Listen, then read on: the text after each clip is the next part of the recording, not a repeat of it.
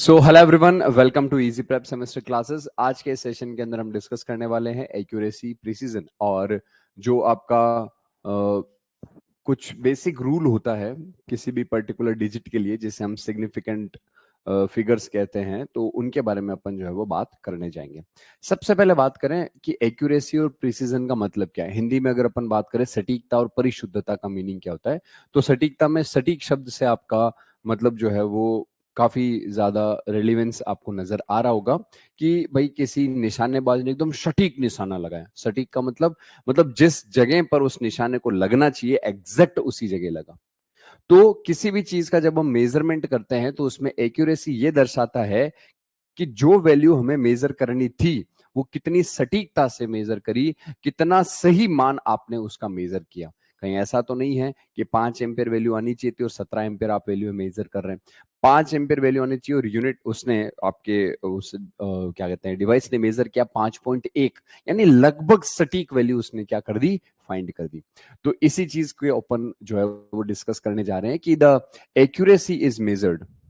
जो एक्यूरेसी है, the accuracy is a measure of how close the measured value is to the true value।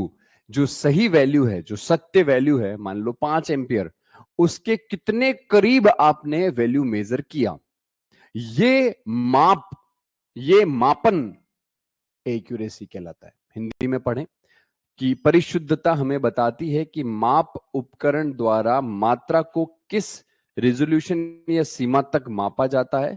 Sorry, सटीकता इस बात का माप है कि मापा गया मान वास्तविक मान के कितने करीब है, एक्चुअल वैल्यू के कितने नजदीक आपने जाकर मेजर कर ली वैल्यू को, ये उसका एक्यूरेसी बताता है। अब अपन अगर बात करें कि प्रिसीजन क्या है, तो प्रिसीजन है परिशुद्धता, जिसको कहा गया है कि precision tells us to what resolution और limit the quantity is measured by the measuring measuring instrument which is done by calculating the least count. अब देखो, लीस्ट काउंट के बारे में अपन जो है वो पढ़ चुके हैं पिछले सेशन के अंदर, और उसके अंदर आप लोगों को मैंने थ्योरी तो बता दी थी। अभी मैं थोड़ा एग्जांपल लेके भी बता देता हूं। मान लीजिए एक स्केल है, ठीक है। मान लीजिए मैं ऐसे ऐसे ले लेता हूं, अपने पास स्केल बनी बनाई भी पड़ी है। ये मान लो मेरे पास में एक स्केल है, ठीक है, और ये मेरे पास में एक मान लो कोई चीज है जिसका मुझे साइज मेजर करना है। तो मैंने जो चीज जिसका मुझे साइज मेजर करना है वो कुछ इतनी है। अब आप अगर गौर करेंगे, अब आपको दिखेगा नहीं भाई, क्योंकि इतना जूम तो इस बोर्ड पे मतलब मैं कर भी दूंगा तो ये स्केल हट जाएगी। ये मैं आपको बोल कर बता देता हूं कि इस पर्टिकुलर जगह पर जो वैल्यू है वो है 6, और इसके आगे आपको पता है 0.1, 0.2, 0.3, ऐसे 0.9 के बाद वापस क्या आ जाता है, 7 आ जाता है। मतलब ये यहां पर आपने देखा कि ये जो मान लीजिए कि ये 1 सेंटीमीटर है, 2 सेंटीमीटर है, 3 है, 4 है, 5 है। अच्छा, आपको ये वैल्यू दिख रही है यहाँ पे, ये लिखा हुआ है 6.12 करके। ये डिजिटल बोर्ड पे आप अगर थोड़ा सा गौर करेंगे तो यहां वैल्यू लिखी हुई है 6.12। ये जितनी मैं लंबी लाइन बनाऊंगा ना, ये स्केल पे वैल्यू बता देगा इसकी 6.12। मगर असल में मैंने जो लाइन ड्रॉ करी है, वो मैंने जो ड्रॉ करी है वो करी है 6.11 और 6.12 के बीच में ले जाकर मैंने उस पॉइंट को छोड़ दिया है। यहां पर मैंने जानबूझ करके ऐसा किया। इसने मुझे वैल्यू क्या बताई, इसने मुझे वैल्यू बताई 6.12, जबकि वैल्यू 6.11 और 6.12 के बीच में ले जाके छोड़ दी। मैंने लाइन बनाई ना, तो मैंने एग्जैक्ट जो है 6.1 और 6.2 के बीच में ले जाकर इस लाइन को छोड़ा। तो प्रिसीजन क्या बताता है, प्रिसीजन ये बताता है कि वैल्यू जो थी वो थी 6.11 और 6.12 के बीच। आपने शो कितना किया, 6.12। अगर आप इसको 6.15 शो करते तो ये गलत होता, या प्रिसीजन अच्छा नहीं होता। कितना प्रिसाइज वैल्यू लिया है, कितना प्रिसाइज वैल्यू लिया। जैसे मान लीजिए कि आप अगर क्रिकेट के शौकीन हैं और आप अगर कमेंट्री सुनते हैं, तो मान लीजिए कमेंटेटर ने ये बोला कि एकदम प्रिसाइजली बॉल किया गया है, प्रिसाइजली बॉल किया गया मतलब कि जैसे मान लीजिए एक बॉलर को किसी एक जगह टप्पा खिलाना है बॉल को, अगर बॉल ने वहां टप्पा खाया तो बैट्समैन उस बॉल को नहीं खेल पाएगा, वो इतना अच्छे से टर्न होगा कि वो आउट भी हो सकता है। अगर आपके बॉलर ने एग्जैक्ट उसी जगह उसके एकदम सटीक उसके आसपास टप्पा खिलाया, तो वो क्या शब्द यूज करते हैं कमेंटेटर कि एकदम प्रिसाइजली बॉल की गई है, कि जहां टप्पा खाना चाहिए था वहीं टप्पा खाया। यहां पर मेजरमेंट एकदम प्रिसाइजली हुआ, इसका मतलब यह है कि वैल्यू 6.11 और 6.12 के बीच थी, इसने 6.12 वैल्यू बताई, इसका मतलब एकदम प्रिसाइज वैल्यू बताया। ये अच्छा हुआ कि 6.14 नहीं बताया, ये प्रिसाइज वैल्यू नहीं है। तो ये जो आपकी स्केल है ना, उस स्केल पे डिपेंड करता है कि उस स्केल का रेजोल्यूशन कितना है। अब ये रेजोल्यूशन का मतलब क्या है? रेजोल्यूशन का मतलब ये होता है कि मिनिमम आपका जो मेजरमेंट है उस स्केल द्वारा कितना किया जा सकता है। मान लीजिए मेरे पास एक स्केल है जो ऐसे नापती है 1 सेंटीमीटर, फिर सीधा 2 सेंटीमीटर, फिर सीधा 3 सेंटीमीटर, बीच में कोई मेजरमेंट का है ही नहीं, सिस्टम ही। तो अगर यहां पर बीच में पॉइंटर होता तो ये इसको 1 सेंटीमीटर नहीं बोलता, 2 सेंटीमीटर बोल देता, जबकि वैल्यू एक्चुअल में कितनी है? वैल्यू एक्चुअल में 1.5 सेंटीमीटर। तो ये 1.5 कब मेजर करता? जब ये स्केल और एक छोटे टुकड़े में बंटी होती, 1.5 टू 2.5। तो रिजोल्यूशन जो है, ये आपका जो स्केल है वो कितना छोटा छोटा टुकड़ों में बंटा हुआ है। जितना ज्यादा छोटे छोटे टुकड़ों में, अब मान लीजिए वैल्यू इसके बीच आती तो ये 1 सेंटीमीटर और 1.5 के बीच होता, तो ये तो 1.5 सेंटीमीटर बता देता आपको। मगर अगर मैंने इसके बीच में भी 10 टुकड़े किए हैं तो ये मेरे को बताएगा एग्जैक्ट कि 1.3 है। ये समझने की बात है। तो यहां पर अपन ने जो बनाया है लाइन, ये 6.11 और 6.12 के बीच में था, इसने मुझे 6.12 बताया। और अगर ये यहां पर बीच में लाइंस नहीं होती तो ये मेरे को 6 बता देता वैल्यू, फॉर एग्जांपल, क्योंकि 6 के नजदीक है। 7 तो बताता नहीं क्योंकि 7 बहुत दूर पड़ गया। तो इस चीज को आपको समझने में अब कोई दिक्कत नहीं होगी, आप इसको अच्छे से समझ गए होंगे कि एक्यूरेसी तो ये बताता है कि जो सत्य मान है, जो असली मान है, उसके कितने नजदीक आपने उत्तर दिया या कितना नजदीक आपने वैल्यू मेजर किया। और प्रिसीजन ये बताता है कि कितना आपने प्रिसाइजली यानी परिशुद्धता से मापन किया है। आप इसको हिंदी में पढ़ें, परिशुद्धता हमें यह बताती है कि माप उपकरण द्वारा, यानी जो मेजरिंग इंस्ट्रूमेंट है, माप उपकरण द्वारा मात्रा को किस रिजोल्यूशन या सीमा तक मापा जा सकता है। जैसे मेरे पास में एक और एग्जांपल है, जैसे मान लीजिए कि मैंने जो है वो लेंथ मेजर करी सेंटीमीटर में ही। क्या हो गया? लेंथ मेजर किया, तो मेरे पास में एक तो स्केल है जिसमें मैं ऐसे मेजर कर सकता हूं, एक मेरे पास स्केल है जिसमें मैं ऐसे मेजर कर सकता हूं, 6.1, 7.3, 8.5। और एक मेरे पास ऐसी स्केल है जिसमें मैं ऐसे भी मेजर कर सकता हूं, सिर्फ 6.13, 7.32, 8.56। तो अब आप देखिए कि इस स्केल में रिजोल्यूशन ऐसा था कि आपको केवल 6 के बाद सीधा 7 ही मिलेगा। इसमें ऐसा था कि 6 के बाद 6.1, 6.2, 6.3, 6.4, 6.5, 6, 7, 8, 6.9 और फिर 7 आएगा, फिर 7.1, 2, 3। ये स्केल ऐसी है जो 6.1, फिर 6.11, 6.12, 6.13 ऐसे करके 6.2 पे जाएगा, फिर 6.21, 22, 23 ऐसे करके 6.3 पे जाएगा। यानी ये ज्यादा प्रिसाइजली वैल्यू बता पाएगा क्या? जी हाँ सर, ये सबसे प्रिसाइज वैल्यू बता पाएगा। क्योंकि मैंने अभी जो लाइन ड्रॉ करी, मैंने 6.12 और 6.13 के बीच में करी। तो 6.12 और 6.13 के बीच में मैंने करी, सॉरी 6.1 और 6.2 के बीच करी फॉर एग्जांपल लाइन। तो ये वाली स्केल मुझे 6.1 या 6.2 दोनों में से कोई एक वैल्यू देगा। मगर अगर मेरे पास ये वाली स्केल होती ना, तो वो मुझे एग्जैक्ट बताता कि 6.13 है तुम्हारा वैल्यू। तो जितना ज्यादा आप इसका स्केल तोड़ते हैं, मतलब उसको सेग्रीगेट करते हैं, उतना ही बढ़िया वैल्यू आपको देता है। जैसे मान लीजिए कि आपने अपना वजन किया, तो आप जनरली देखते होंगे ना, वो एक वेट मशीन आती है जिसमें एक एक स्केल होती है, जैसे तुम चढ़ते हो वो स्केल ऐसे मूव करती है, एक पॉइंटर बीच में होता है, स्केल ऐसे मूव करती है, उसमें वजन लिखा आता है 74।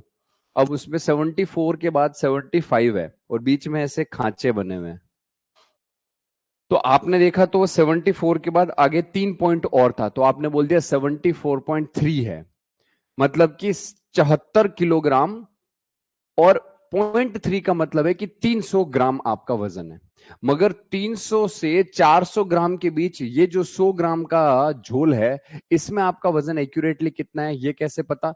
तो आप उस मीटर से उतर करके एक डिजिटल वाले उस वेट मशीन पे चढ़े, उसने बताया 74.375, यानी उसने ज्यादा एक्यूरेटली और ज्यादा प्रिसाइजली आपका आंसर दिया कि आपका वजन 74.375 ग्राम है।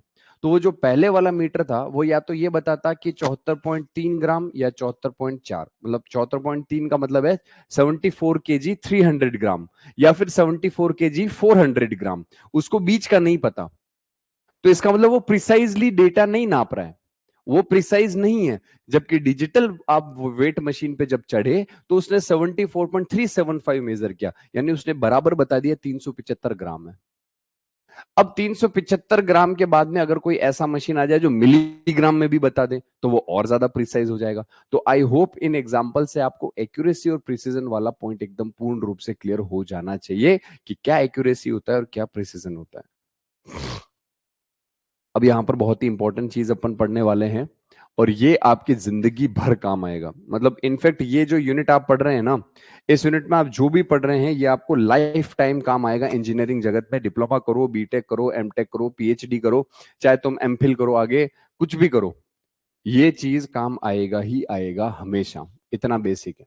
और उसी में से एक टॉपिक आता है सिग्निफिकेंट फिगर्स, यानी सार्थक अंक। क्या है मतलब सर इसका? चलिए पढ़ते हैं। All accurately known digit is measured plus the uncertain digit together form significant figures.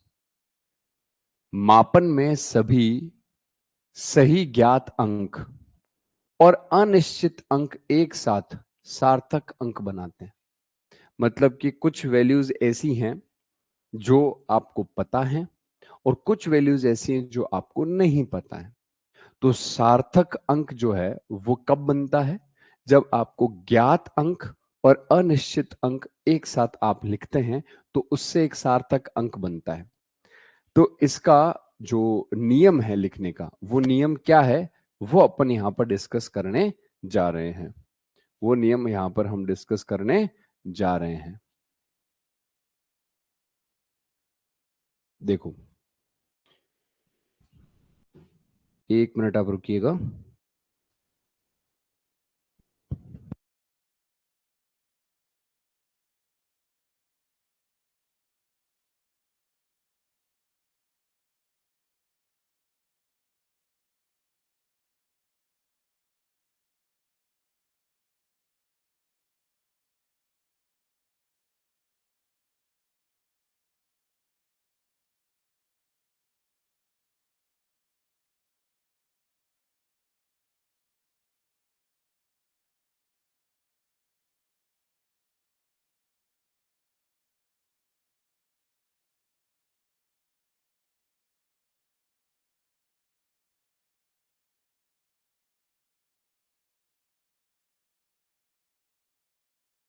एक मिनट आप रुकिएगा।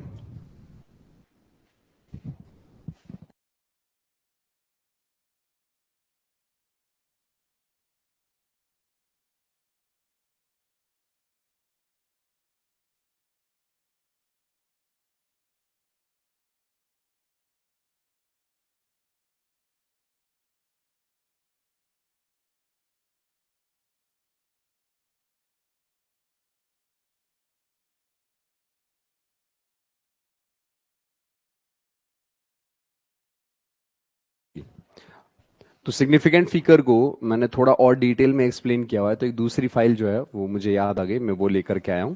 तो मैं आपको वो एक्सप्लेन कर देता हूं। Import PDF.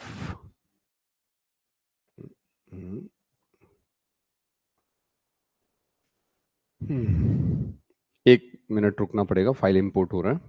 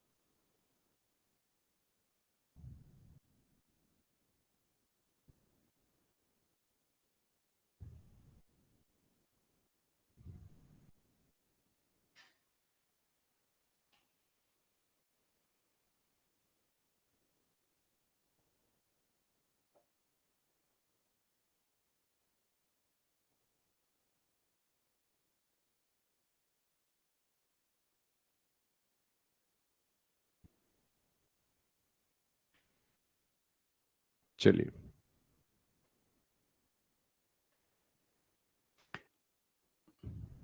एक्यूरेसी और प्रिसीजन का एग्जाम्पल मैंने आपको बोल के तो बता दिया।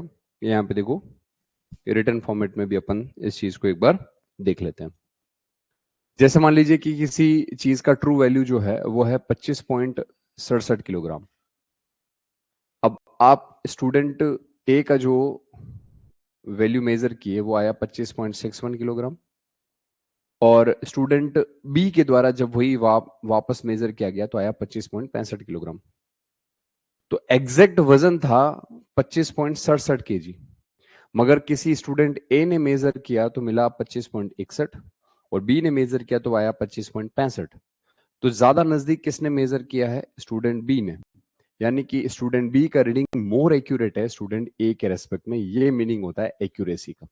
अब आपको क्लियर हो गया होगा इस एग्जांपल से, किसने एकदम सटीक जवाब के नजदीक जवाब दिया है वो ज्यादा एक्यूरेट जवाब माना जाएगा।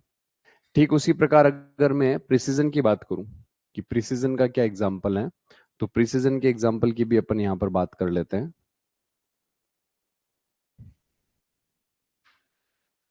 प्रिसीजन के अंदर मान लीजिए,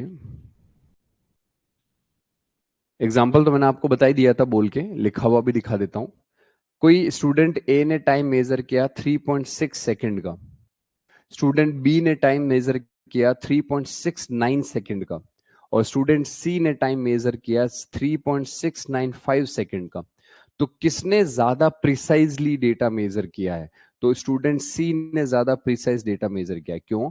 क्योंकि 3.6 के बाद क्या, 3.6 सेकंड के बाद क्या, तो इसने कहा कि 3.69 सेकंड। अब हमने कहा 3.69 के बाद क्या, तो इसने कहा 3.695 सेकंड्स। तो सेकंड के तीसरे हिस्से तक जाकर के इसने डेटा बता दिया कि इस समय यह घटना घटित हुई है। तो ये बहुत ही प्रिसाइजली इसने जो है वो जवाब दिया है।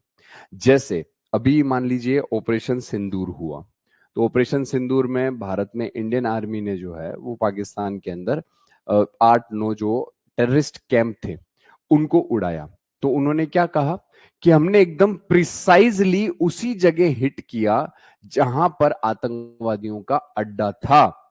प्रिसाइज का मतलब क्या कि एरिया तो बहुत बड़ा था, उस एरिया में लोग जो आम लोग हैं वो भी रह रहे थे, और उनके बीच आतंकवादी भी रह रहे थे। तो हमने प्रिसाइजली उस बड़े एरिया में से सिर्फ पिन पॉइंट करके उस आतंकवादी अड्डे को ही उड़ाया। यानी अक्षांश और देशांतर रेखाओं में सैटेलाइट से जो भी डेटा मिला वो सारे डेटाओं को इकट्ठा करके एग्जैक्ट पिन पॉइंट लोकेशन निकालना कि इस घर को उड़ाना है, ये होता है प्रिसाइज डेटा। पता चला शहर उड़ा दिया, तो फिर उस केस में तो लोग भी मरते साथ में जिनका कोई रोल ही नहीं है उस चीज के अंदर। हालांकि आतंकवादियों के घरों के आसपास रहना और उनको खाना राशन पानी देना या उनकी सेवा चकारी करना, ये भी एक तरीके का एक्ट ऑफ वॉर ही है, मगर ठीक है, हमने सिर्फ आतंकवादियों के अड्डों को उड़ाया। तो वो अड्डे थे क्या? ऐसे थोड़ी कि 5 किलोमीटर में फैले हुए, कोई घर है उस घर को उड़ाया है। तो एग्जैक्ट उस घर की लोकेशन निकाल के उड़ाना, इसको कहते हैं प्रिसाइजली काम करना। ये चीज आपको एकदम क्लियर हो गई होगी। तो चलिए, एक्यूरेसी और प्रिसीजन समझ भी लिया, उसका एग्जाम्पल भी देख लिया। अब हम बात करते हैं सिग्निफिकेंट फिगर्स की। सिग्निफिकेंट फिगर्स की क्या कहता है significant figure? All accurately known digit is measured plus uncertain digit और also together called significant figures. All accurately known digits in measurement plus the uncertain digit together form significant figures. जैसे मान लीजिए यहां पर एक वेट मशीन है जो छोटी चीजों का वजन नापने के काम आती है। इसमें लिखा हुआ है यहां पे मास है 6.11 ग्राम। तो यहां पर सिग्निफिकेंट फिगर कितने हैं? 1, 2, 3, तीन सिग्निफिकेंट फिगर है। यहां पर स्पीड है 67 किलोमीटर पर आवर गाड़ी की। तो सिग्निफिकेंट फिगर कितना है? 6 और 7, टू सिग्निफिकेंट फिगर्स हैं, दो सिग्निफिकेंट फिगर्स हैं। एग्जाम्पल जितने ज्यादा पढ़ोगे चीज उतनी ही अच्छे से क्लियर होती जाएगी। सिग्निफिकेंट फिगर कितनी है ये ज्ञात करने के कुछ 5 से 6 नियम हैं। वो 5-6 नियम हम विथ एग्जाम्पल पढ़ने वाले हैं। जैसे यहां लिखा all non zero digit are significant. कोई भी राशि ऐसी जिसमें कोई जीरो नहीं है वो सारी की सारी वैल्यू सिग्निफिकेंट फिगर में काउंट होंगी। जैसे 16 लिखा है तो 1 और 6 दो सिग्निफिकेंट फिगर। 35.6 लिखा है तो 1 2 3 ये तीन सिग्निफिकेंट फिगर। और 6438 लिखा है तो ये है चार सिग्निफिकेंट फिगर। कोई भी जीरो नहीं है इसमें, तो सब के सब वैल्यू सिग्निफिकेंट फिगर में काउंट होंगी। रूल नंबर 2, अगर कोई जीरो है और वो किन्हीं दो वैल्यूज के बीच में है, अगर कोई जीरो है और वो किन्हीं दो वैल्यूज के बीच में आता है तो उसको भी सिग्निफिकेंट फिगर में काउंट किया जाएगा। मानी लफड़ा जीरो का है, ये ध्यान रखना। तो यहां पर दो और पांच के बीच में आया तो तीन सिग्निफिकेंट फिगर हो गए। यहाँ 3 और 8 के बीच में आया, चार सिग्निफिकेंट फिगर हो गए। यहाँ 6 और 5 के बीच में आया तो पांच सिग्निफिकेंट फिगर हो गए। तो ये सारे सिग्निफिकेंट फिगर में काउंट होंगे अगर जीरो दो नॉन जीरो के बीच में आते हैं तो। रूल नंबर 3 क्या कह रहा है? रूल नंबर 3 क्या कह रहा है वो भी देख लेते हैं।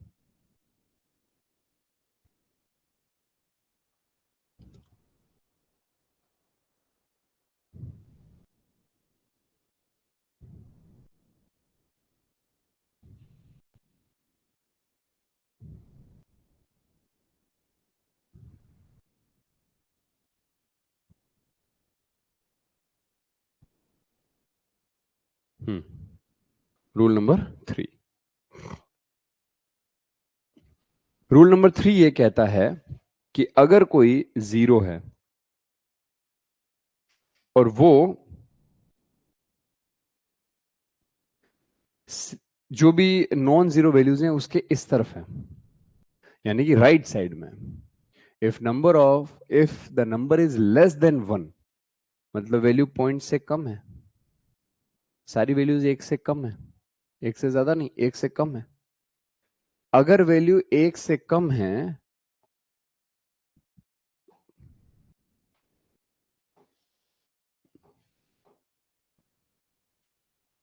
एक से कम है और जीरो जो है वो उसके राइट साइड में है, तो आप उन्हें इग्नोर कर दो, वो सिग्निफिकेंट बिट में काउंट नहीं होंगे।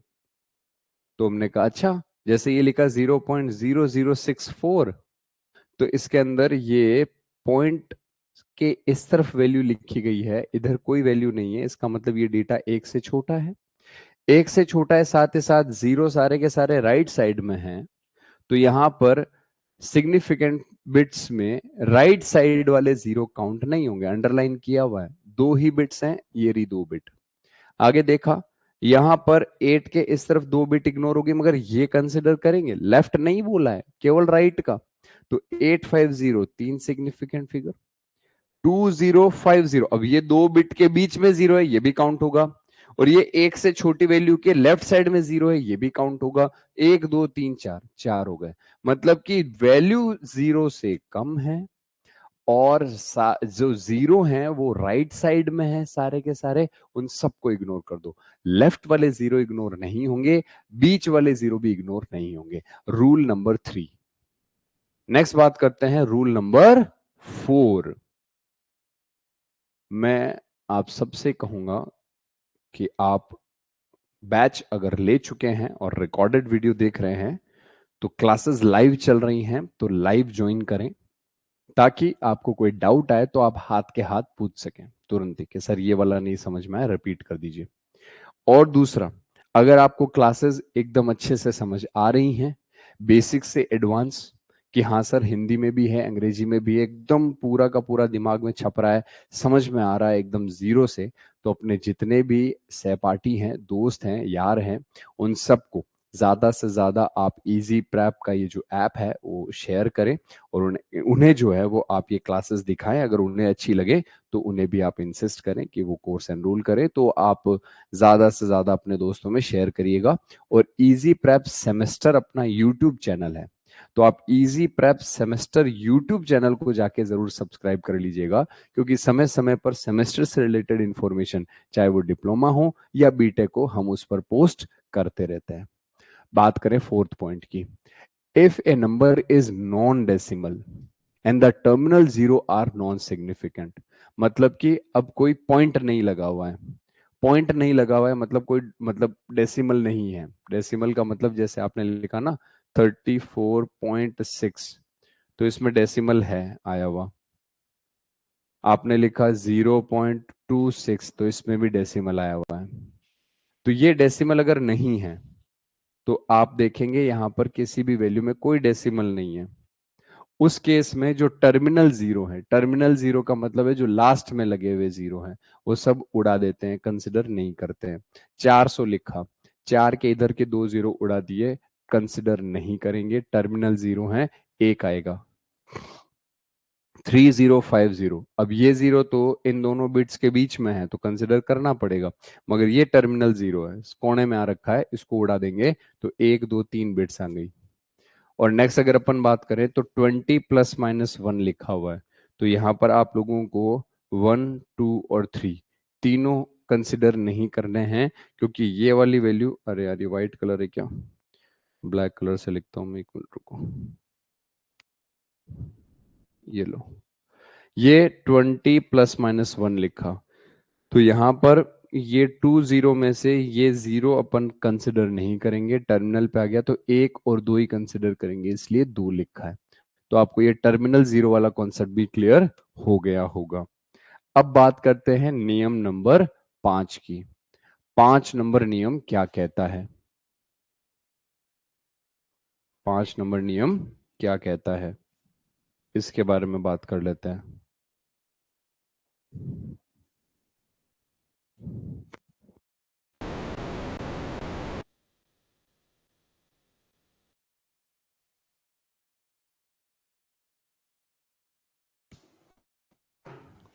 तो भाई अगला नियम क्या कह रहा है? The terminal zeros that are also to the right, ये 2 बार आ गया है, of a decimal point in a number are significant. मतलब सर, मतलब पहले वाले ये नियम में डेसिमल नहीं था, अब ये कह रहा है डेसिमल है, तो उस केस में ये आपके जितने भी जीरो हैं वो आप कंसिडर नहीं करेंगे।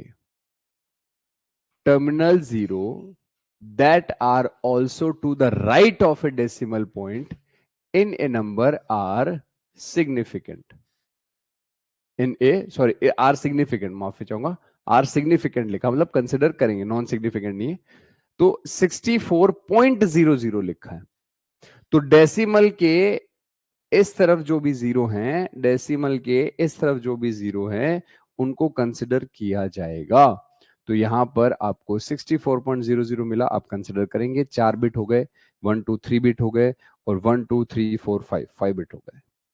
तो अपन ने क्या सीखा कि अगर डेसिमल नहीं है तब तो टर्मिनल वाले जीरो उड़ा दो, कंसिडर मत करो। अगर आपके वैल्यू 1 से छोटी है तो लेफ्ट वाले जीरो उड़ा दो, मगर राइट वाले कंसिडर होंगे।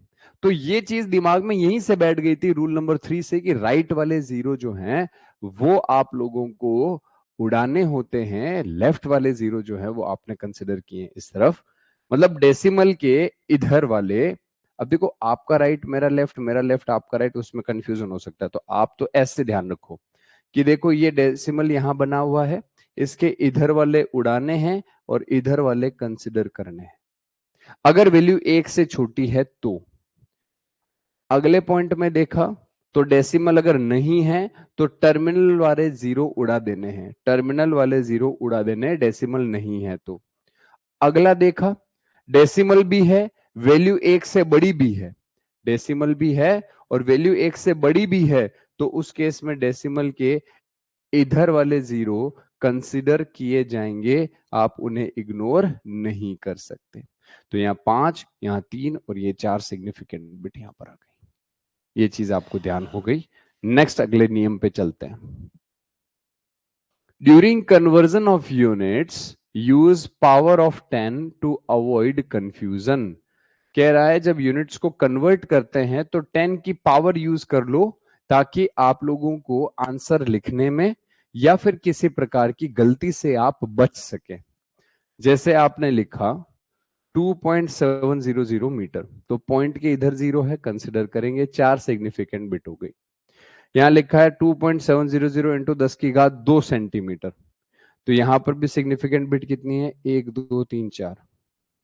और यहाँ लिखा हुआ है 2.700 इंटू 10⁻³ किलोमीटर। अब देखो यहाँ पे सेंटी लिखा है, यहाँ किलो लिखा है।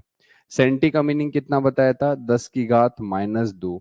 और किलो का कितना बताया था, सॉरी यहां पर आपको किलो का वैल्यू बताया था 10⁻3। अब देखो 10⁻² से 10⁻² कट गई, यही ऊपर वाला वैल्यू आ गया। यहां 10⁻3 से 10⁻³ कट गई, ये फिर से ऊपर वाला वैल्यू आ गया। मतलब इसी वैल्यू को अपन ने 10 की पावर में लिख दिया, ताकि हम सेंटीमीटर किलोमीटर इस तरीके की यूनिट्स को रिप्रेजेंट कर सके। तो यहां पर अपन को ये तो पता ही है सिग्निफिकेंट बिट 4 ही है।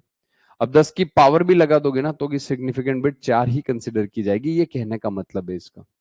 तो यहां पर आपने सेंटी को इस 10⁻² से काट दिया, किलो को 10⁻³ से काट दिया। तो आपने एक्चुअली अगर मान लीजिए आपको एग्जाम के अंदर ये कहा कि मुझे आंसर मीटर में नहीं सेंटीमीटर में चाहिए, मीटर में नहीं सेंटीमीटर में चाहिए, तो मैं यहां पर क्या करूंगा, सेंटीमीटर जब लिखूंगा, जब सेंटीमीटर लिखूंगा तो मुझे पता है सेंटीमीटर 10⁻² है। तो मैं इस डेटा को 10⁻² और 10⁻² दोनों से गुणा कर दूंगा, वैल्यू तो 1 ही आना है इसका। 10⁻² को छोड़ के 10⁻² को सेंटी लिख दिया, तो सेंटीमीटर करके ये बन गया डेटा, 10⁻² इंटू सेंटीमीटर। तो इस तरीके से यूनिट्स का कन्वर्जन किया जाता है। तो आपको ये ध्यान रखना है कि भाई आप 10 की पावर में कन्वर्ट करेंगे तो ज्यादा बेहतर होगा। अब यहां कुछ और बेसिक नियम है, यहां पर कुछ और बेसिक नियम है। क्या?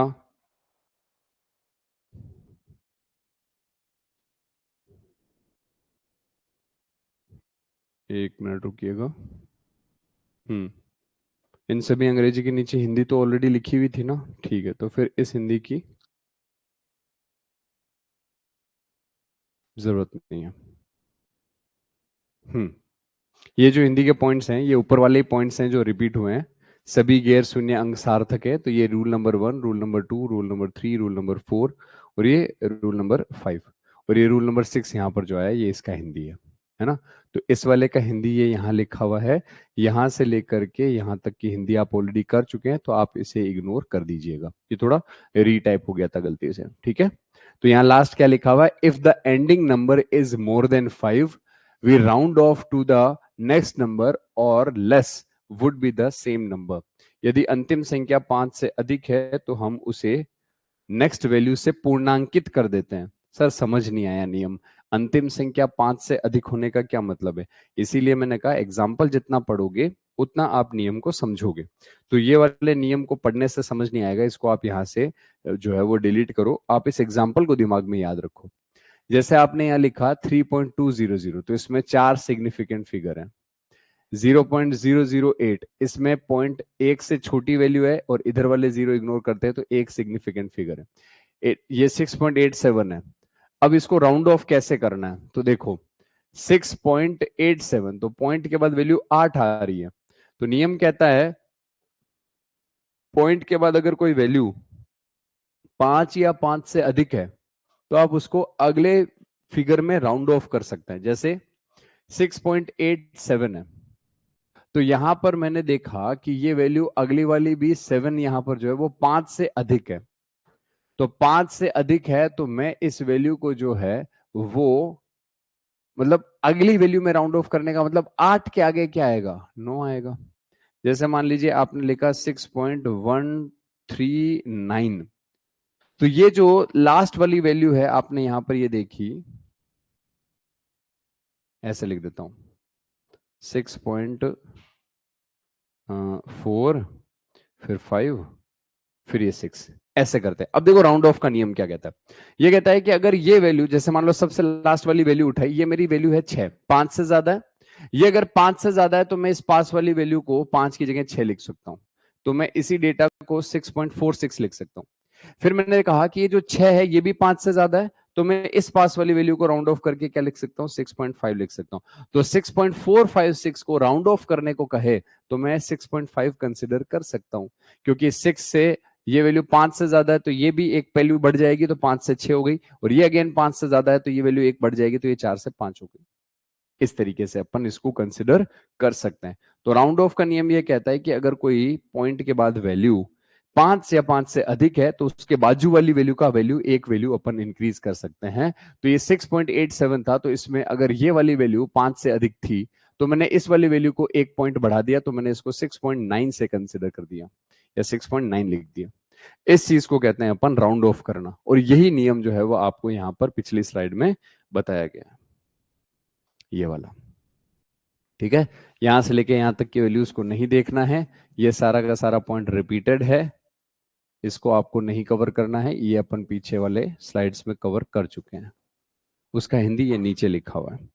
ये यहां पर आपका सिग्निफिकेंट फिगर वाला मामला समाप्त होता है। अब एक टॉपिक और है जो अपन डिस्कस कर लेते हैं यहां पे, कॉम्बिनेशन ऑफ एरर। पिछले सेशन में अपन ने एरर से रिलेटेड 5 कैलकुलेशन करी थी, एक न्यूमेरिकल लिया था जिसमें अपन ने उन 5 कैलकुलेशन को करना सीखा था। अब यहां पर मैं आप लोगों को कुछ और चीजें एक्सप्लेन करने जा रहा हूं, और ये कहलाता है कॉम्बिनेशन ऑफ एरर। अब ये जो कॉम्बिनेशन ऑफ एरर है इसका मतलब क्या है, इस चीज को मैं आपको समझाना चाह रहा हूं। ठीक है, तो मान लीजिए मुझे दो अलग अलग एरर दी गई, दो अलग अलग एरर दी गई। लेट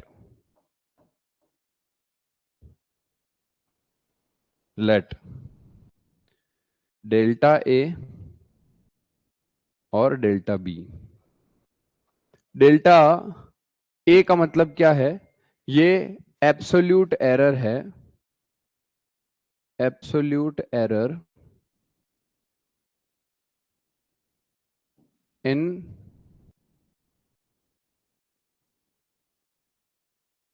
मेजरमेंट ऑफ ए, किसी ए डेटा को मेजर करने में मिली एब्सोल्यूट एरर, और यह है किसी बी डेटा को मेजर करने में मिली एब्सोल्यूट एरर। और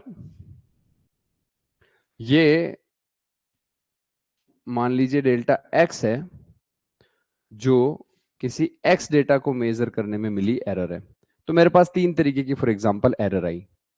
अब मुझे कहा गया कि अगर इन दो सिस्टम्स के अंदर एरर डेल्टा ए और डेल्टा बी है तो उनका योग अगर कर दिया जाए, दोनों सिस्टम को आपस में जोड़ दिया जाए, एडिशन कर दिया जाए, तो रिजल्टेंट एरर कितना होगा। यानी हम ये सीखने वाले हैं कि जब दो एरर आपस में जुड़ती हैं या घटाई जाती हैं तो उसमें रिजल्टेंट ऑफ एरर जो है वो किस तरीके से कैलकुलेट किया जाता है। इस चीज को हमें यहां पर ध्यान देना है।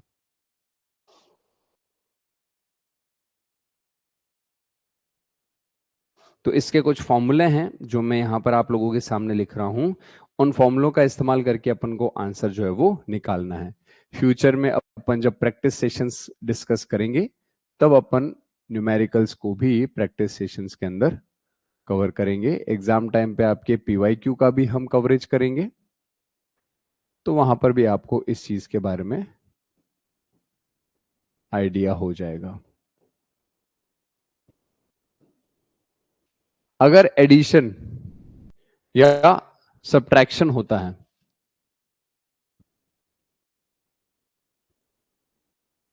तो ये रूल लगता है डेल्टा एक्स बाई एक्स बराबर delta A plus delta B upon 1 plus minus B,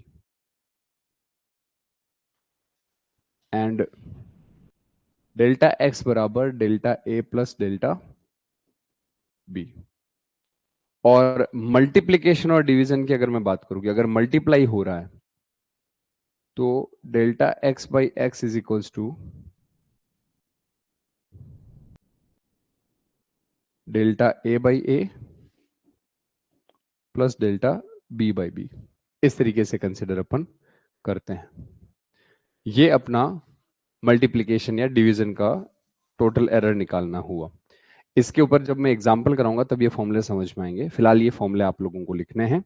और इस सेशन के अंदर यहां पर लास्ट अपन टॉपिक डिस्कस कर लेते हैं। ये जो अपन ने पूरा टॉपिक पढ़ा था, कौन सा? Precision, accuracy, error, significant figures, इन सब का कंक्लूजन जो है वो यहां पर 4-5 पॉइंट्स के अंदर जो इंपॉर्टेंट पॉइंट्स है, जहां से आपको क्वेश्चन पूछे जा सकते हैं, वो मैं लेके आया हूं। पॉइंट्स टू रिमेंबर, याद रखने वाली चीज क्या? The quantities the quantities that describe the laws of physics are called physical quantities. In in physics, the physical quantity is defined as the system to be quantified and measured using number. इसका meaning क्या है, अपन हिंदी में इसको देख लेते हैं। इसका meaning ये है कि भौतिकी के नियमों का वर्णन करने वाली मात्राओं को भौतिक मात्रा कहा जाता है। जो फिजिकल क्वांटिटी अपन ने शुरू में पढ़ा था, उसकी डेफिनेशन इंपॉर्टेंट है। तो अपन ने मतलब ये तरीके का शॉर्ट नोट टाइप का है जो आप लोगों को ऑब्जेक्टिव में या वाइवा में पूछा जा सकता है। तो उसके लिए मैं कुछ इंपॉर्टेंट पॉइंट्स का 7-8 पॉइंट्स का कलेक्शन लेके आऊं। दूसरा पॉइंट ये कह रहा है भौतिक राशियों का प्रकार मौलिक और व्युत्पन्न, यानी कि एक तो फंडामेंटल यूनिट होती है और एक डेराइव्ड यूनिट होती है। दो प्रकार की यूनिट्स होती है। यूनिट क्या होती है? यूनिट एक स्थिर परिमाण की मात्रा होती है जिसका उपयोग समान व्यवहार करने वाले अन्य मात्राओं के परिमाण को मापने के लिए किया जाता है। और आप लोगों को पता है कि अलग अलग मेजरिंग सिस्टम्स होते हैं, जो एफपीएस है या सीजीएस है, ये इस तरीके के जो है वो अपने मेजरिंग सिस्टम से एमकेएस, सीजीएस और एफपीएस, ये आपका जो मेजरिंग सिस्टम है वो अपन ने ऑलरेडी पहले पढ़ा हुआ है। और इसके अलावा अपन बात करें कि इकाइयों के प्रकार मौलिक और व्युत्पन्न, ये तो अपन ने कर लिया। सभी प्रकार की भौतिक राशियों के लिए मौलिक और व्युत्पन्न इकाइयों के पूरे सेट को इकाइयों का एक प्रणाली कहा जाता है। मतलब कि जो अलग अलग प्रकार की इकाइयों को सम्मिलित कर दिया जाए तो वो एक सिस्टम का नाम बन जाता है। और हम फिलहाल एसआई सिस्टम का इस्तेमाल कर रहे हैं। और ये लिखा गया सभी प्रकार की भौतिक राशियों के लिए मौलिक और व्युत्पन्न इकाइयों की एक जटिल सेट को प्रणाली कहते हैं, जिसमें एफपीएस, सीजीएस और एमकेएस सिस्टम वगैरह है। तो ये इस तरीके से आप हर एक चैप्टर के खत्म होने के बाद, मतलब ये मैं एक तरीके का एक सैंपल लेके आया हूं कि अगर आप चाहते हैं कि सेमेस्टर में आपको बहुत अच्छे मार्क्स मिले, तो पूरी यूनिट पढ़ने के बाद उसके निचोड़ को आप लिखें। आप जितना ज्यादा अपने सेमेस्टर्स में मेहनत करेंगे उतना ही ज्यादा आपको फ्यूचर में भी फायदा होगा। सेमेस्टर एग्जाम में तो हो गई, तो पूरी यूनिट जब आप कर लेते हैं, पढ़ लेते हैं, तो उसके बाद आप 1-2 पेज के अंदर उस पूरी यूनिट के सारांश को लिखने की कोशिश करें। इंपॉर्टेंट डेफिनेशंस और इंपॉर्टेंट फॉर्मूलाज को लिखने की कोशिश करें, जिसका एग्जाम्पल मैं यहाँ पर आप लोगों के लिए लेकर के आया था। इसी के साथ इस सेशन में इतना ही। Thank you so much.